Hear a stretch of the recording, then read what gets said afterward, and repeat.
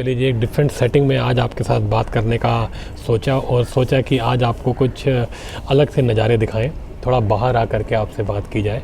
तो जी आज की इस वीडियो में आज हम डिस्कस करेंगे कि जो ये अरविंद केजरीवाल ने जो नया बवाला काटा हुआ है। देखो जी, ये अरविंद केजरीवाल जो है ये ईडी से अपना पिंड छुड़ाना चाहता है, लेकिन वो अब छूटने वाला नहीं है, क्योंकि ईडी ने इसके खिलाफ बहुत सारे जो सबूत है ना वो इकट्ठे कर लिए हैं और अब जो है ये उनसे भागता फिर रहा है। अब भागना तो बहुत मुश्किल है जी, अगर तुमने चोरी किया है तो देना तो पड़ेगा। अब ईडी इसको समन दे के बुला रही है। अब ये क्या है, ये समन मिलते हैं लेकिन ये जाता नहीं है, ये बहानेबाजियाँ कर रहा है। मैं यहाँ बिजी हूँ जी, इलेक्शन है जी, इलेक्शन कहीं नहीं है लेकिन इलेक्शन में बिजी हूँ जी, मैं प्रमोशन कर रहा हूँ, मैं अपनी पार्टी का सरवा हूँ, तो मैं कैसे आ जाऊँ, मुझे तो बड़ा कुछ देखना है जी, आप मुझे क्यों बुला रहे हो, किस हैसियत से बुला रहे हो, मुझे लिख के दो कि मुझसे क्या सवाल पूछे जाएंगे। इस तरह की ड्रामेबाजी, ये उल्टा चोर कोतवाल को डांटे वाली हरकतें कर रहा था। अब इसको एक नया झटका लग गया है। अब नया झटका क्या लग गया है वो आगे इस वीडियो में आपसे डिस्कस करेंगे, तो कृपया करके इस वीडियो को लाइक शेयर कर दें और चैनल को अभी के अभी सब्सक्राइब कर लें। तो चलिए जी, सबसे पहले बात कर लेते हैं कि हुआ क्या है। खबर ये है जी कि ईडी के प्रकरण के बीच में सब कुछ जो है चल रहा था, अरविंद केजरीवाल की गिग्गी बनी हुई है और वो भागता फिर रहा है। लेकिन एक ऐसी न्यूज़ आई जिससे सारे हैरान हो गए। न्यूज़ ये आई कि अरविंद केजरीवाल और आतिशी मारलेना, जो कि आजकल इसकी राइट हैंड बनी हुई है मनीष सिसोदिया अंकिल के जेल जाने के बाद, अब जो ये आतिशी मारलेना और ये अरविंद केजरीवाल हैं, इनके घर पहुँचे दिल्ली क्राइम ब्रांच के ऑफिसर्स।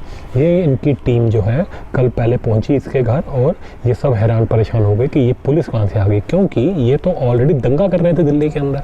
दंगा मतलब दंगा कराने की पूरी तैयारी कर रहे थे। ये जो है मेयर का जो इलेक्शन जो ये हारे हैं बीजेपी से चंडीगढ़ के अंदर, उसका बहाना लगा करके ये दिल्ली में दंगा कराना चाहते थे।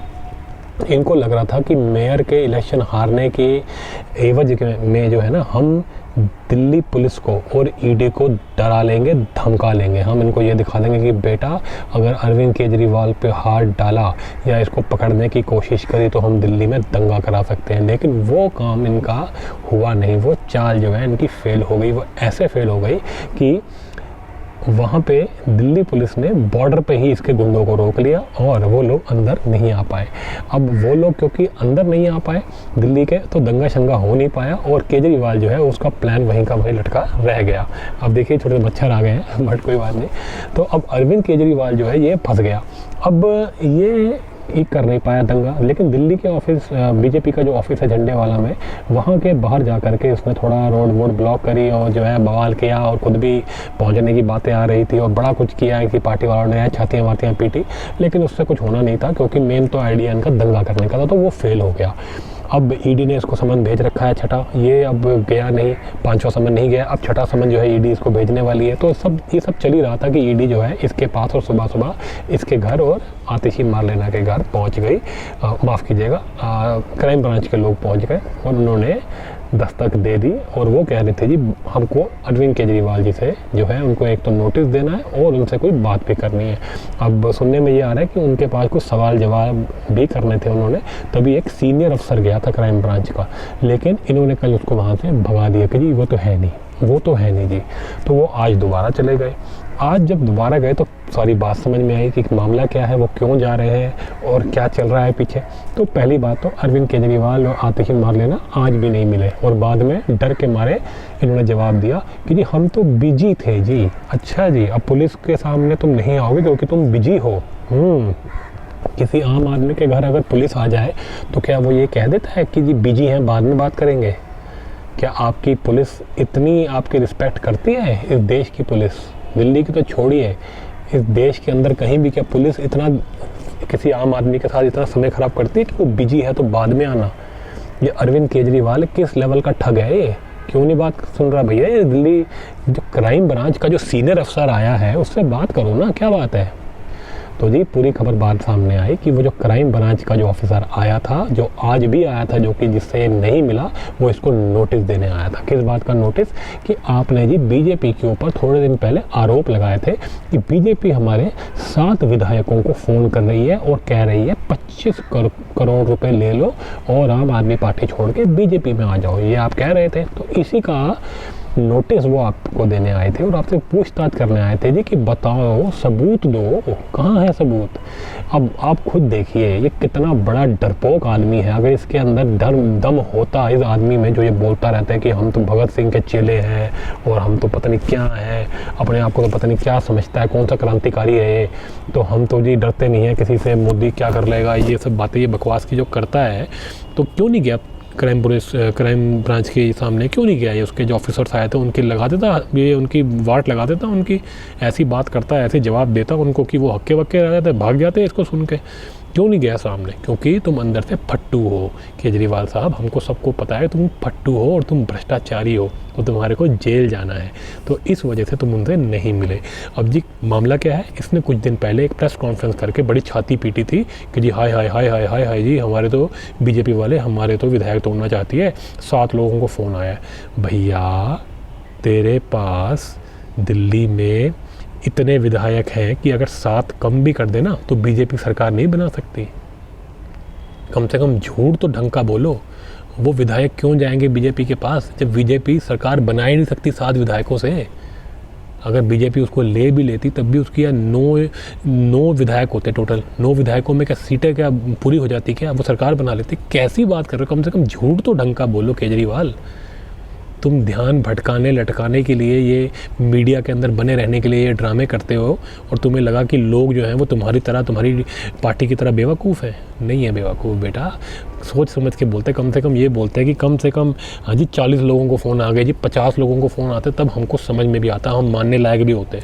7 लोगों को फ़ोन आ रहा है, उसका आज वो है प्रूफ लेने पहुंच गई भैया क्राइम ब्रांच, और इनसे जवाब देते हुए नहीं बनना था तो इन्होंने कह दिया जी हम तो बिजी हैं, और डर के मारे ये क्राइम ब्रांच के सामने नहीं गए और उनके अफसरों को अपने घर के बाहर से भगा दिया। तो जी ये कट्टर ईमानदार जो है, 1 नंबर का कट्टर फट्टू निकला और जालसाज, चोर और 1 नंबर का डकैत जिसने दिल्ली के पैसे चोरी कर रखे हैं, इस तरह का आदमी निकला। वो आतिशी मार लेना बड़ा अपने आप को हीरोइन समझती है, वो मार ले ना का मतलब आपको पता है ना, अब वो आतिशी सिंह लगाती है, पहले मार ले ना लगाती थी। मार ले ना का मतलब मार मार्क्सिस्ट और ले ना मतलब लेनिन, ये वामपंथी हैं दोनों।